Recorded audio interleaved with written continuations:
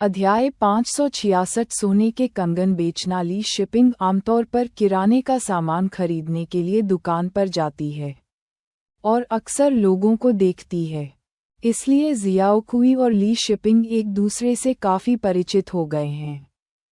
मिया की बहन वहाँ है। हो, क्या हमें अंदर जाकर नमस्ते नहीं कहना चाहिए? उसने भी हमें देखा होगा। हम बहुत गर्व महसूस नहीं कर सकते और उसे न देखने का दिखावा नहीं कर सकते, अन्यथा अन्य लोग सोच सकते हैं कि हम असभ्य हैं। ग्रामीण इलाकों में लोग सरल विचार रखते हैं। उनका मानना है कि जब आप किसी से मिलते हैं तो उनका अभिवादन करना बुनियादी शिष्टाचार है। जियाओकुई झिझक रही थी, लेकिन अपनी माँ की बात सुनने के बाद उसने अंदर जाने और जाने से पहले उनका अभिवादन करने का फैसला किया। हालांकि उसने ली शिपिंग को क्लर्क को दिखाने के लिए अपने बैग से एक सोने का कंगन निकालते हुए देखा। ऐसा लग रहा था कि वह इसे बेचने का इरादा रखती थी। ली यू का व्यवसाय अच्छा चल रहा था और ली शिपिंग की पारिवारिक पृष्ठभूमि मजबूत थी, तो वह सोने का कंगन क्यों बेचेगी? भले ही वह ली शिपिंग के विचारों को नहीं समझती थी, जियाओकुई को पता था कि लोग आमतौर पर अपने सोने के गहने नहीं बेचेंगे।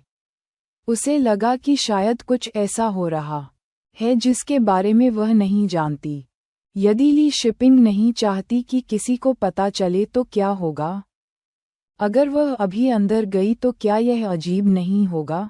जियाओकुई, तुम अंदर क्यों नहीं जा रहे हो? उसे स्थिर खड़ा देखकर आंटी लियू ने उससे आग्रह किया। माँ, चलो अंदर न जाएं, पहले वापस चलते हैं। मुझे डर है कि दुकान बहुत व्यस्त हो सकती है। दुकान पर नज़र डालने पर, जहाँ ली शिपिंग अनिच्छा से सोने के कंगन को देख रही थी, जियाओकुई और भी आश्वस्त हो गई कि वहाँ कोई समस्या थी। ली शिपिंग द्वारा देखे जाने और एक अजीब स्थिति पैदा होने के बारे में चिंतित होकर उसने आंटी लियू को जल्दी से वहां से बाहर निकाल दिया। दुकान पर वापस जियाओकुई ने ली शिपिंग के साथ घटना के बारे में बात करने के लिए शेन मियामियान को एक तरफ खींच लिया। मियामियान, मुझे यकीन नहीं है कि वह वास्तव में सोने का कंगन बेचने जा रही है, लेकिन दृश्य वास्तव में ऐसा लग रहा था जैसे वह इसे बेचने वाली थी। चिंतित थी कि यह सब सिर्फ एक गलतफहमी हो सकती है। जियाओकुई सावधान थी कि वह अपने शब्दों में बहुत निश्चित न हो। शेन मियामियान ने धीरे से अपनी भौहें सिकोड़ी। हालांकि उसने इसे प्रत्यक्ष रूप से नहीं देखा था, लेकिन उसे पूरा यकीन था कि ली शिपिंग वास्तव में सोने का कंगन बेच रही थी। वांग डोंगचेंग, एक शिक्षक, मासिक रूप से अधिक नहीं कमाते हैं और उनका वेतन उनके फिजूल खर्च के लिए पर्याप्त नहीं था। अपनी माँ का भरण पोषण करना तो दूर की बात है। हालांकि ली शिपिंग को पैसे देती थी, लेकिन वह हमेशा इसे स्वीकार नहीं करती थी। इसके अलावा ली ने निश्चित रूप से यह नहीं सोचा होगा कि उनका पारिवारिक खर्च इतना अधिक होगा। ली शिपिंग के पास पैसे नहीं थे और वांग डोंगचेंग ने उसे सोने का कंगन बेचने के लिए मजबूर किया होगा।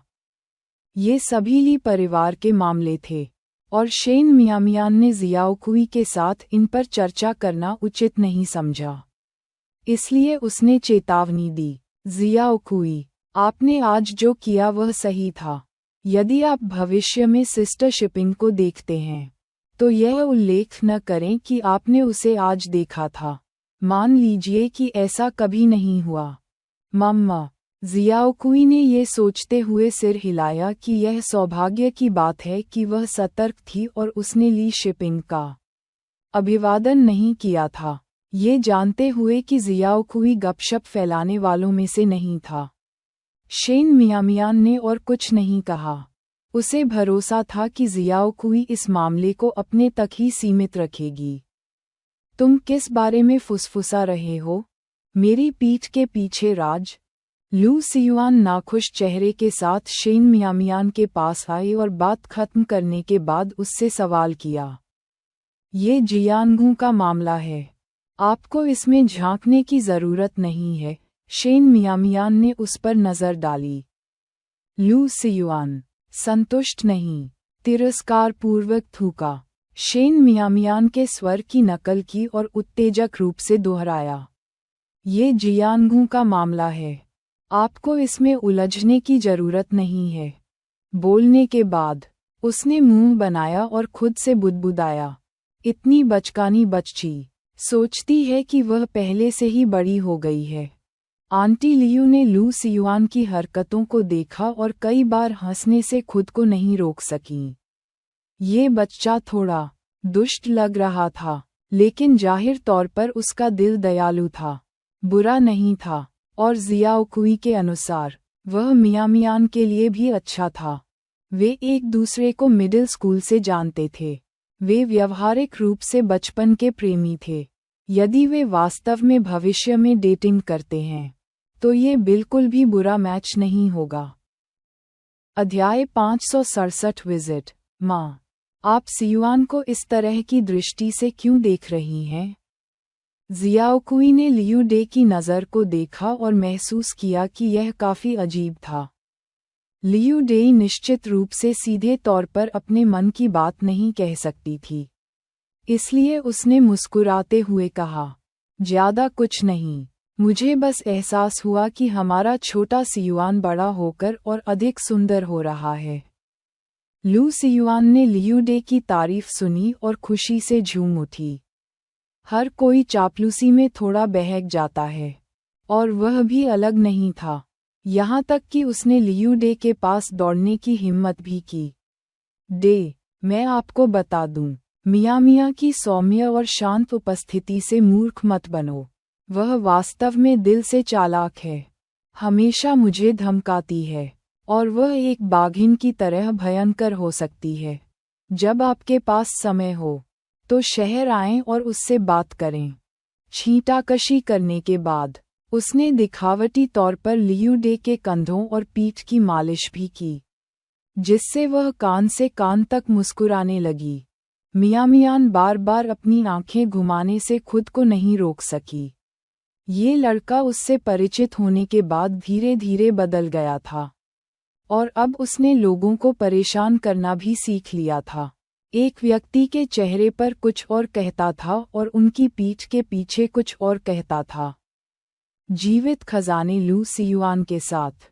दोपहर में समय तेजी से बीत गया। दोपहर में शेन मियामियान और अन्य लोगों ने जल्दी काम बंद कर दिया। वह दुकान से कुछ बिना बिकी सब्जियां ले आई और रात का खाना पकाने के लिए बाजार से कुछ मछली और मांस भी खरीदा। जब वे अपने स्थान पर पहुंचे तो लियू डे की आंखें चौड़ी हो गईं और वह दरवाजे पर खड़ी हो गईं और प्रवेश करने से पहले अपने जूते उतारने पर जोर देने लगीं। फर्श बहुत साफ था, वह इसे गंदा करने से डरती थी। डे, अपने जूते उतारने की कोई जरूरत नहीं है, बस अंदर आ जाओ। ये ठीक है, हम सभी अपने जूते पहनकर अंदर जाते हैं। फर्श कितना भी साफ क्यों न हो, उस पर चलना जरूरी है, मियामियान ने लियू डे को अंदर खींचते हुए कहा। लियू डे के पैर अनायास ही तनावग्रस्त हो गए। मेरे जूते के तलवे गंदे हैं, वे सभी धूल से सने हैं। हालांकि आप भी जूते पहनकर आते हैं, आपके जूते साफ हैं। उद्धरण चिन्ह। मियामियान और लू सियुआन के जूतों के किनारे बिल्कुल सफ़ेद थे। देहात में उसने इतने साफ जूते कभी नहीं देखे थे। हर जगह धूल थी, चाहे आपके जूते कितने भी साफ क्यों न हों। बाहर टहलने के बाद जब आप वापस आएंगे तो वे गंदे होंगे। इसमें कोई आश्चर्य नहीं कि हर कोई शहर में रहना चाहता है। ये गंदी बात क्या है? मियामियान और मैं भी ग्रामीण इलाकों से हैं, और हमें ऐसी मूर्खतापूर्ण चिंताएं नहीं हैं। डे, इतना औपचारिक मत बनो, बस ऐसे व्यवहार करो जैसे कि तुम घर पर हो, लू सियुआन ने स्पष्ट रूप से कहा। ये स्पष्ट था कि वह क्या बताना चाहता था। ग्रामीण इलाकों की स्थिति हर कोई जानता है। ऐसा नहीं है कि लोग साफ सुथरा नहीं रहना चाहते, बात यह है कि स्थितियां अभी वहां नहीं हैं। ठीक है। ये देखकर कि वास्तव में हर किसी को उसकी परवाह नहीं थी, लियू डे ने अंततः आराम किया और टीवी देखने के लिए सोफे पर बैठ गई। डे, तुम बैठो और टीवी देखकर थोड़ा आराम करो। मैं खाना बनाती हूँ, मियाँ ने किराने का सामान रसोई में ले जाते हुए कहा। माँ, तुम बैठो, मैं मियाँ की मदद करने जाऊंगा। आगे बढ़ो, लियू डे ने हाथ हिलाकर खारिज कर दिया। उनकी बेटी ने कहा था कि शहर की रसोई ग्रामीण इलाकों से अलग थी। इसमें जलाओ लकड़ी का उपयोग नहीं किया जाता था, और वह नहीं जानती थी कि इसका उपयोग कैसे किया जाए। यही कारण है कि वह रास्ते से बाहर रही। उसने घर के चारों ओर देखा, और यह उसे स्वर्ग जैसा लग रहा था। पहले, उसकी बेटी दावा करती थी कि यहाँ रहना अच्छा है, और उसे हमेशा लगता था कि उसकी बेटी उसे चिंता करने से बचने के लिए ऐसा कह रही है। लेकिन अब ये सब सच लग रहा है। सोफे पर बैठकर, जो उसके नीचे इतना नर्म और आरामदायक महसूस हो रहा था, उसने कभी नहीं सोचा था कि वह अपने जीवन में इस तरह से बैठेगी। ये देखकर कि उसे टीवी में कोई दिलचस्पी नहीं है, लू सियुआन उसे कमरों के दौरे पर ले गया। डे, यह जियाओ कुई का कमरा है। इसके ऊपर मियाँ का कमरा है। यहाँ बाथरूम है, और आप इसमें स्नान भी कर सकते हैं। लियू डे अभी उनके शयन कक्ष को देखकर आश्चर्यचकित हुई ही थी कि वह बाथरूम को देखकर चौंक गई। शहर के लोगों का बाथरूम वास्तव में घर के अंदर है। हो, अगर कोई इसका इस्तेमाल करता है तो क्या इससे पूरी जगह बदबूदार नहीं होगी? उद्धरण चिन्ह। अध्याय 568। क्या इस आग में पैसे खर्च होते हैं? लू सियुआन इतना जोर से हंसा कि उसके पेट में दर्द होने लगा, और उसने तुरंत समझाया, आंटी, ये बदबूदार नहीं है। शौचालय का उपयोग करने के बाद बस फ्लश करें, और गंदा सामान भूमिगत धोया जाएगा। ये प्रकार सुविधाजनक और साफ है। भविष्य में, जब ग्रामीण इलाके अच्छी तरह से विकसित होंगे, तो हर घर में इस तरह का शौचालय हो सकता है, इस डर से कि वह फ्लश करना नहीं जानती। लू सियुआन ने एक प्रदर्शन भी किया। लियू डैनियान का मुंह आश्चर्य से खुला रह गया। वाह, पानी इसे तुरंत बहा देता है। ये वास्तव में कुछ है। लेकिन पानी का बिल कितना है? जियाओकुई का कहना है कि शहर के लोगों को पानी के लिए भुगतान करना पड़ता है। आवास में पैसा खर्च होता है, उपयोगिताओं में पैसा खर्च होता है। शहर में रहना महंगा है, यहाँ तक कि सब्जियाँ खरीदना भी महंगा है। इसमें कोई आश्चर्य नहीं कि शहर में रहने वाला हर व्यक्ति अमीर है। यदि आप नहीं होते, तो आप भूखे मर जाते, है ना? ग्रामीण इलाके बेहतर हैं। एक बार जब आप घर बना लेते हैं, तो आपको किराए के बारे में चिंता करने की ज़रूरत नहीं होती है, और आपके पास हर महीने केवल एक छोटा सा बिजली बिल होता है। आप अपनी खुद की सब्जियां उगा सकते हैं, और आप जितना चाहें उतना पानी मुफ्त में उपयोग कर सकते हैं। लू सियुआन ने कहा, हर महीने पानी का बिल ज़्यादा नहीं आएगा। जो कोई भी इस घर में रह सकता है उसे पानी की कीमत से कोई फर्क नहीं पड़ेगा। लियू डैनियांग ने इसके बारे में सोचा और महसूस किया कि उनकी बात समझ में आ गई। फिर लू सियुआन उसे अंदर झांकने के लिए रसोई के दरवाजे पर ले गया। ये देखकर कि गैस की लौ कितनी छोटी थी, वह आश्चर्य से बोली, इतनी छोटी लौ, क्या ये सचमुच चावल पका सकती है? इसमें कितना समय लगेगा? उद्धरण चिन्ह। आंटी, इसके आकार से मूर्ख मत बनो। ये चावल बहुत जल्दी पका देता है। हालांकि यह छोटा है, लेकिन ये पूरी तरह कार्यात्मक है। जब लू सियुआन पहली बार शहर आया था तो वह इन चीज़ों के बारे में जानने को उत्सुक था, इसलिए उसे लियू डैनियांग के सवाल परेशान करने वाले नहीं लगे। इसके बजाय उन्होंने धैर्यपूर्वक समझाया, ये लकड़ी जलाने की तुलना में सुविधाजनक और स्वच्छ है। मुझे लगता है कि लगभग एक दशक में गांव के लोग भी इसका उपयोग करना शुरू कर देंगे। लेकिन इस आग में पैसा खर्च होता है, इसलिए कई लोग इसका उपयोग करने में अनिच्छुक हो सकते हैं। तुम्हें इस आग की कीमत भी चुकानी पड़ेगी, लियू डैनियांग ने परेशानी महसूस करते हुए कहा। ये बिल्कुल भी लकड़ी जलाना नहीं है, ये पैसे जलाने जैसा है। वैसे भी वह इसका उपयोग करने को तैयार नहीं होगी। लू सियुआन लियू डैनियांग के शब्दों से चकित हो गया और फिर उसे जियाओकुई के कमरे में ले गया। आंटी, देखो जियोकुई की जगह कितनी आरामदायक है। आपको शहर में उसके बारे में चिंता करने की ज़रूरत नहीं है।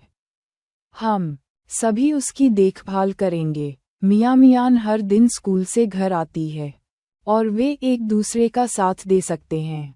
मैंने मियामियान को बड़े होते देखा है। जियाओकुई के साथ रहने से मुझे सहजता महसूस होती है। हालांकि वह पहले से ही जानती थी कि जियाओकुई मियामियान के साथ रह रही थी और हर महीने घर पैसे भेज रही थी, फिर भी वह इसे अपनी आंखों से देखे बिना कुछ हद तक चिंतित महसूस कर रही थी। अब जब वह वहां गई थी तो वह पूरी तरह आश्वस्त थी। उसकी बेटी सुंदर होती जा रही थी और शहर में उसकी एक अच्छी नौकरी थी। कुछ पुरुषों की तुलना में अधिक वेतन कमाती थी। वह भविष्य में मीलों दूर से चेरी चुनकर अपने लिए एक अच्छा साथी ढूंढने के लिए कृतसंकल्प थी। उनकी आवाज़ें जानबूझकर नहीं दबाई गईं, इसलिए शेन मियामियान और जियाओकुई ने बाहर की बातचीत सुनी और हंसने के अलावा कुछ नहीं कर सके। जियाओकुई ने कहा, मेरी माँ की शहर की पहली यात्रा बिल्कुल वैसी ही है जैसा मैंने पहले सोचा था।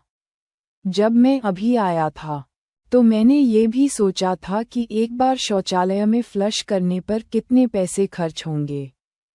शेन मियामियान ने हंसते हुए कहा, पहली बार जब मैंने इस तरह के शौचालय का उपयोग किया तो मुझे नहीं पता था कि फ्लश कैसे करना है, क्योंकि किसी ने मुझे नहीं सिखाया और इसके लिए मुझे डांट पड़ी। ये गु जियानबिन के घर पर हुआ, जहां वह नहीं जानती थी कि फ्लश कैसे करना है और पूरे परिवार के सामने झो सियू द्वारा उसका उपहास किया गया और मौखिक रूप से दुर्व्यवहार किया गया। उस समय उसे लगता था कि वह गलत है और उसमें जवाब देने का आत्मविश्वास नहीं था, लेकिन अब पीछे मुड़कर देखने पर यह वास्तव में हास्यास्पद लगता है। वह कौन था? बहुत अनुचित। हम सभी ग्रामीण इलाकों में पले बड़े हैं।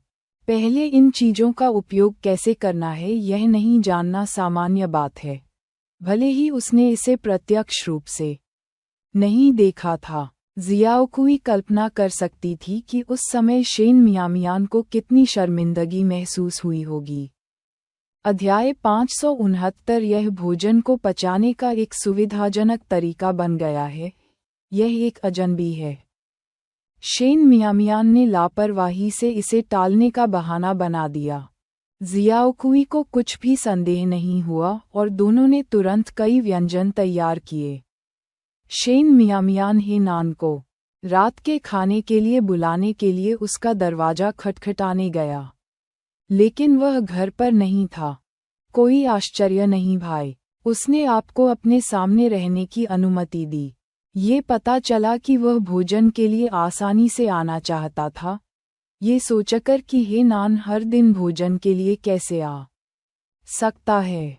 लू सियुआन को इतनी ईर्ष्या महसूस हुई कि उसका पेट फूलने लगा। भाई, उसने आपके साथ क्या किया? हाल ही में जब भी आप भाई ही का जिक्र करते हैं तो आप बहुत व्यंग्यात्मक होते हैं। वह किस बारे में है? शेन मियामियान ने लू सियुआन की ओर देखा। यह आदमी हाल ही में जब भी भाई हे का जिक्र करता था तो अजीब व्यवहार करता था। वास्तव में अजीब। क्या ऐसा हो सकता है कि आवाज में बदलाव से गुजर रहे सभी लड़के मूडी हों? मैं इसे यूं ही कह रहा हूँ। आप इतने रक्षात्मक क्यों हैं? ऐसा लगता है जैसे आप डरते हैं कि दूसरों को पता नहीं चलेगा कि आप ब्रदर हे को कितना पसंद करते हैं। लू सियुआन को और भी अधिक खट्टा महसूस हुआ, जैसे कि उसने पुराना सिरका पी लिया हो और अपनी चॉपस्टिक से अपने मुंह में चावल डालते हुए गुस्से में बैठ गया। आंटी ने अभी तक खाना नहीं खाया है। क्या तुम्हें कोई शिष्टाचार नहीं है? शेन मियामियान ने उसे अपनी चॉपस्टिक से पीटा, जिससे लू सियुआन को न केवल बुरा महसूस हुआ बल्कि उसके साथ अन्याय भी हुआ। वह भाई हे से तुलना नहीं कर सकता था और अब वह आंटी लियू से भी तुलना नहीं कर सकता था। शेन मियामियान की नज़र में वह सिर्फ एक जंगली प्राणी था, थोड़ा भी पसंदीदा नहीं था। ये ठीक है, कोई बाहरी लोग नहीं हैं, आंटी लियू ने जीवन भर अनुभव करते हुए उन दोनों पर अपनी नज़र डाली और स्थिति को समझा। ये स्पष्ट था कि सियुआन के मन में मियामियान के लिए भावनाएं थीं, लेकिन मियामियान, जो अभी भी युवा थी, दिल के मामलों से बेखबर और लड़के के स्नेह से अनभिज्ञ लग रही थी। दोनों बच्चे अच्छे थे और बचपन के दोस्त होने के नाते अगर वे एक साथ हो जाते तो यह वास्तव में बहुत बुरा नहीं होता। आंटी, यह आप ही हैं जो वास्तव में मेरी परवाह करती हैं। लू सियुआन शेन मियामियान पर क्रोधित हो गया। शेन मियामियान ने अपनी आंखें घुमाईं और जियाओकुई को भी रात के खाने के लिए बैठने के लिए बुलाया। स्वादिष्ट व्यंजनों से भरी मेज को देखकर आंटी लियू को ये भी नहीं पता था कि कहाँ से शुरू करें। मियाँ, अगली बार तुम्हें वास्तव में मेरे लिए इतने सारे व्यंजन नहीं पकाने चाहिए। इसमें बहुत पैसा खर्च होगा। यहाँ तक कि नए साल के जश्न के दौरान भी अन्य लोग मेहमानों के साथ इस तरह से व्यवहार करने के लिए तैयार नहीं होंगे। उद्धरण चिन्ह। नए साल के दौरान ग्रामीण इलाकों में मेज पर केवल एक मांस व्यंजन परोसा जाना आम बात है। मेहमानों के जाने के बाद अक्सर वही थाली वैसे ही पड़ी रह जाती है। मेहमान आमतौर पर विनम्रता के कारण मांस के व्यंजन खाने से खुद को रोकते हैं, या यदि वे खाते हैं तो वे केवल विनम्र होने के लिए ही खाते हैं। एक बार जब मेहमानों से भरी मेज चली जाती है तो उसी व्यंजन को दोबारा गर्म किया जाता है और दोपहर के भोजन के समय फिर से परोसा जाता है। अनिवार्य रूप से मांस की वह प्लेट सिर्फ दिखावे के लिए होती है। ग्रामीण होने के नाते हर किसी की घरेलू परिस्थितियां समान होती हैं और ये मामले अनकहे सामान्य ज्ञान हैं। इस प्रकार अनिवार्य रूप से कोई भी किसी और के घर पर मांस के व्यंजन साफ नहीं करेगा। अधिकांश ये दावा करते हुए बहाने ढूंढ लेंगे कि उन्हें इसे खाना पसंद नहीं है, लेकिन सच तो ये है कि इसे कौन खाना पसंद नहीं करेगा। पूरे वर्ष भर वे शायद ही कोई तैलीय भोजन देखते हैं। मांस को देखने मात्र से ही उनकी लार टपकने लगती है। आंटी लियू अपने सामान्य सिद्धांतों पर कायम रहते हुए ये भी महसूस करती थीं कि मांस के व्यंजन खाना सही नहीं है और वे सब्जियां तोड़ती रहीं। शेन मियामियान और जियाओकुई ने स्पष्ट रूप से देखा, आंटी, दुकान का व्यवसाय अब खराब नहीं है। मासिक आय काफ़ी अच्छी है। मेरे बारे में चिंता मत करो कि मैं आसानी से पैसा नहीं कमा पाऊंगा और खाने के लिए अनिच्छुक हो जाऊंगा। इन व्यंजनों को उसी दिन खाया जाना चाहिए जिस दिन वे पकाए गए थे। अगर नहीं खाया गया तो कल तक वे खराब हो जाएंगे और उन्हें फेंकना होगा। आंटी लियू को बर्बादी का डर था। ये जानते हुए शेन मियामिया ने उन्हें और अधिक खाने के लिए प्रोत्साहित करने के लिए जानबूझकर ऐसा कहा। अगर उन्हें खाया नहीं गया तो उन्हें बाहर फेंकना होगा। क्या बर्बादी है। उद्धरण चिन्ह। ये सुनकर आंटी लियू को दुख हुआ। उसने अपने जीवन के कई दशकों में इतने बढ़िया व्यंजन नहीं खाए थे। उन्हें फेंकने का विचार उसे पूरी रात जगाए रखेगा। अध्याय 570। क्या यह वह नान है?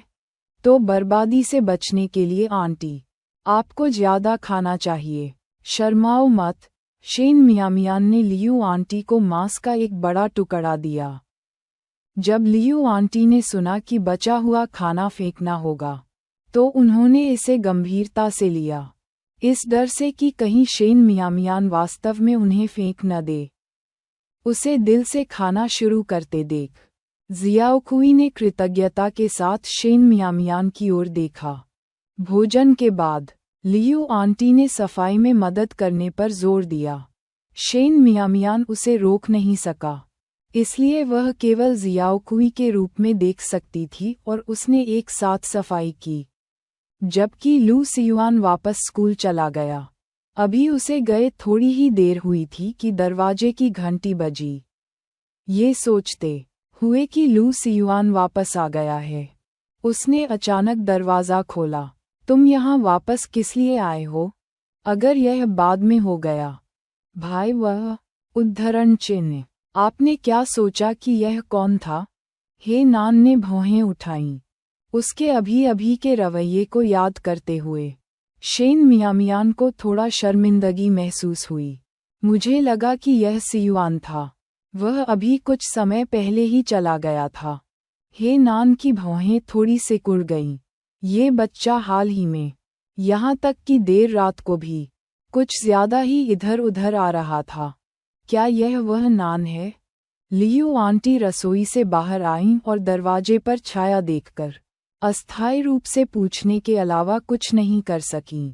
जियाओकुई ने उसे बताया था कि हे नान शहर में उनका बहुत ख्याल रखता था, लेकिन चूंकि वे अक्सर नहीं मिलते थे, लियू आंटी गलत व्यक्ति को पहचानने से थोड़ा डरती थीं। उन्होंने नान ने लियू आंटी की ओर देखा, इस डर से कि अगर हे नान ने लियू आंटी को नहीं पहचाना तो एक अजीब माहौल बन जाएगा। जियाओकुई ने तुरंत उनका परिचय कराया।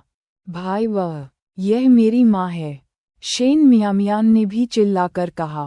भाई, आंटी हमारी पड़ोसी हैं जिन्होंने मुझे बड़ा होते देखा है और मेरे प्रति बहुत दयालु रही हैं। वह भी मेरी समस्याओं के कारण इस बार शहर आए हैं। आंटी, हे नान ने घर में प्रवेश करते हुए नम्रतापूर्वक अभिवादन किया। क्या हुआ? उद्धरण चिन्ह। शेन मियामियान ने तुरंत दरवाज़ा बंद कर दिया और उसके पीछे चला गया और सभी को बैठकर बात करने के लिए आमंत्रित किया। यह एक लंबी कहानी है, लियू आंटी ने कहा। हे नान को कई बार देखने के बाद, और हालांकि उन्होंने कभी बात नहीं की थी, वह जानती थी कि हे नान का उनके गांव के मुखिया के साथ अच्छा रिश्ता था और उसने 2 बच्चों की देखभाल के बारे में सुना था, इसलिए उसने उसके साथ एक अजनबी की तरह व्यवहार नहीं किया। सीयू ने फ़ोन किया और हमें 3rd मिडिल स्कूल में मियामियान की स्थिति के बारे में बताया। मैं आज मियामियान को इसके बारे में जागरूक करने के लिए आया था। आप नहीं जानते, मियामियान के माता पिता इतने अनजान हैं कि मियामियान के पास अकेले रहने के अलावा कोई विकल्प नहीं था। शहर। लियू आंटी को यकीन नहीं था कि हे नान शेन मियामियान की स्थिति के बारे में कितना जानता था, लेकिन वह चिंतित थी कि घर न जाने के कारण वह सोच सकता है कि शेन मियामियान एक विद्रोही बच्चा था। आखिरकार, किशोरावस्था में एक युवा लड़की का घर न जाकर शहर में अकेले रहना गलतफहमी का कारण बनता है। वह उम्र में बड़ी थी और चीज़ों के बारे में अधिक गहराई से सोचने की प्रवृत्ति रखती थी। वह नान भौंचक्का रह गया।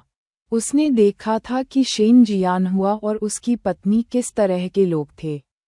अब चूंकि मियामियान छात्रावास में नहीं रह रही थी, इसलिए वह उनसे पूरी तरह बच नहीं सकती थी। लगातार टाल मटोल करना कोई दीर्घकालिक समाधान नहीं था, और अगर स्कूल के गेट पर कोई घटना होती, तो इससे शिक्षक और प्रिंसिपल चिंतित हो जाते और हंगामा मच जाता। उन्हें उम्मीद छोड़ने के लिए एक स्थायी समाधान निकालना होगा। भाई, तुम्हें चिंता करने की ज़रूरत नहीं है। ये झाओ फैमिली विलेज नहीं है। वे यहाँ मेरे साथ कुछ नहीं कर सकते। यह उसका अपना मुद्दा था, और वह इतने महत्वपूर्ण व्यक्ति भाई हे को हमेशा अपनी समस्याओं से परेशान नहीं कर सकती थी।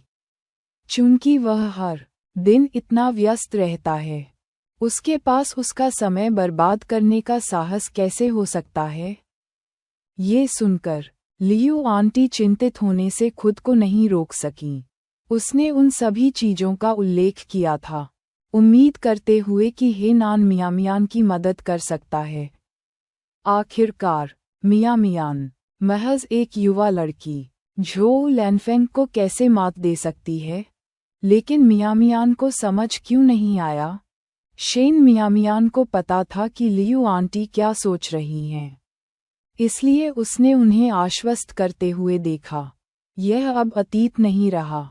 यदि उसके माता पिता उसे फिर से नियंत्रित करना चाहते हैं, तो यह इस पर निर्भर करेगा कि वह इसकी अनुमति देती है या नहीं।